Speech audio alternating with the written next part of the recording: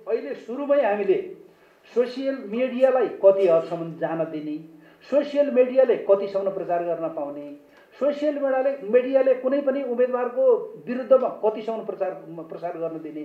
यदि त्यस्तो नेगेटिभ प्रचार गर्यो, नकारात्मक प्रचार गर्यो भने त्यसलाई नियन्त्रण कसरी गर्ने भन्ने लगायत आज हाम्रो सचिवज्यूको संयोजकत्व बिहान पनि एउटा यो सञ्चार क्षेत्रका विभिन्न उहरूबाट एउटा मिटिङ बस्यो। त्यसले पनि थोरै एउटा केही हामीले खुराक पाएका छौँ। त्यसको अतिरिक्त यो विषय अझ जटिल छ र यसमा अझ जटिल केले थपेको छ भने अहिले यो एआई प्रविधि जुन आएछ, यो एआई प्रविधिले झन् ठुलो जटिलता थपेको छ। यसलाई नियन्त्रण गर्ने उपाय त्यही किसिमको प्राविधिक व्यक्तित्वहरूलाई हामीले सम्बोधन गरेर यहाँ यो काममा सरी गराउन सकेनौँ भने ती विषयवस्तुहरू हाम्रो जटिल हुन्छन् र त्यो कतिसम्म जटिल हुन्छन् भने मेरो व्यक्तिगत विश्लेषण हो, कुनै पनि उम्मेदवार मेरो चाहिँ उम्मेदवारी खारेज गर्ने भनेर पनि प्रचार प्रसार हुन्छ। त्यो भयो भने उसलाई सम्मान गर्ने, मान गर्ने मत दिने व्यक्तित्व मतदाताहरू पनि उसको हकमा बिस्किन सक्छन् र यस्ता प्रकृतिका प्रचार प्रसार र कुनै सञ्चार माध्यमबाट यस्ता प्रचार प्रसार आयो भने त्यो विषयमा कसरी नियन्त्रण गरेर हामी चाहिँ मुक्त हुने र स्वच्छ निष्पक्ष निर्वाचन गर्ने भन्ने सन्दर्भमा निर्वाचन आयोग सचेत छ र यसलाई चाहिँ विशेष गरेर सञ्चार मन्त्रालय, नेपाल सरकार र सरकारका विभिन्न प्रतिनिधित्वहरूले विशेष भूमिका निर्वाह गर्नुपर्छ। निर्वाचन आयोगले मैत्री वातावरण सृष्टि गरेर निर्वाचन माहौल बनाउने हो र निर्वाचन प्रक्रियामा कठोरका साथ एकदम निष्ठाका साथ प्रवेश गर्ने हो र कुनै पक्षबाट त्यसमा विरोधाभास आयो अथवा बिथोल्ने प्रयास हो अथवा निर्वाचनको विरुद्धमा कुनै क्रिया प्रतिक्रिया भयो भने त्यसलाई नियन्त्रण गर्ने काम निर्वाचन आयोग, सरकार, राजनीतिक दल, मतदाता, नागरिक समाजका युवा सबै व्यक्तिहरूको उत्तिकै भूमिका हुन्छ र त्यसैले निर्वाचनमा काहीँ किन्तु परन्तु भएर पछाडि हट्यो भने कसैले पनि मेरो होइन उसको कारणले निर्वाचन बिथोलियो भनेर त्यो अरूलाई आक्षेप लाएर मुक्त हुने अवस्था हुँदैन। किनभने यो हामी नेपालको निर्वाचन हो, नेपालीको निर्वाचन हो, नेपाली मतदाताको निर्वाचन हो।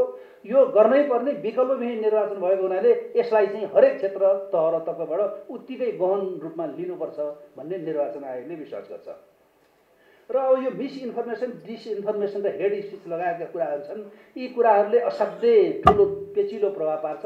कतिपय कुरा त निर्वाचन आयोगले पत्तै पाउँदैन र पत्ता पाउँदाखेरि पनि यति पेचिलो भइदिन्छ कि कतिखेर त्यो कामको बोझ र चापले कतिखेर त्यसलाई कारवाही गर्ने भन्ने हुन्छ र कहाँबाट उत्पन्न भयो त्यो समाचार, कहाँनिर गयो, के भयो, कसो भयो लगायतका विविध विषयहरू अध्ययन गर्न केही समय लाग्ने भएको हुनाले यो विषयमा हामी पहिलेदेखि नै विभिन्न इकाइहरू, मैले व्याख्यात्मक रूपमा निवेदन गरिन, विभिन्न इकाइहरू गठन गर्छौँ र ती इकाइहरू मार्फत यी सबैलाई नियन्त्रण गर्ने र ती सबैलाई संयोजन गरेर स्वच्छ वातावरण बनाउने, निर्वाचनमय वातावरण बनाउने काम चाहिँ हामी गरिरहेका हुन्छौँ।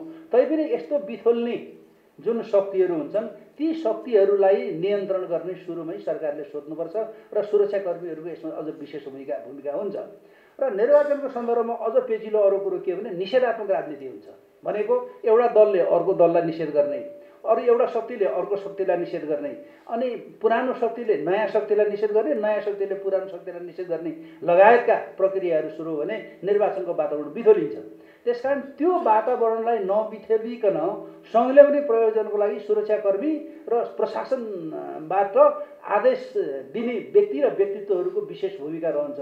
त्यो विषयमा निर्वाचन आयोग सचेत छ र त्यही प्रक्रिया बमोजिम सबै मुलुकभरिको प्रशासनिक इकाइहरू, शान्ति सुरक्षाकर्मी हेर्ने युनिटहरू लगायतका विषयवस्तुहरूलाई हामी पहिलेदेखि सचेत गराउँछौँ। फेरि अरू कुरो के छ भने निर्वाचनको बेलामा शान्ति सुरक्षा कहीँ न कहीँ बिथोलिन्छ, भाँडिन्छ भन्ने सन्दर्भमा पहिलेदेखि नै सचेत भएको हो। त्यसैले हामी उच्च जोखिम र सामान्यभन्दा 3 क्षेत्रमा वर्गीकरण गरेर हामीले शान्ति सुरक्षा कायम गर्थ्यौँ र अहिले त झन् यो विद्रोहपछि, यो आन्दोलन होइन, यो विद्रोहपछि बनेको सरकार र सरकारलाई निर्वाचन गराउनु पर्ने बाध्यता र निष्ठापूर्वक निर्वाचन सम्पन्न गर्नै पर्ने विकल्प नभएको निर्विकल्प निर्वाचन भएको हुनाले सबैको बराबरी दायित्व छ।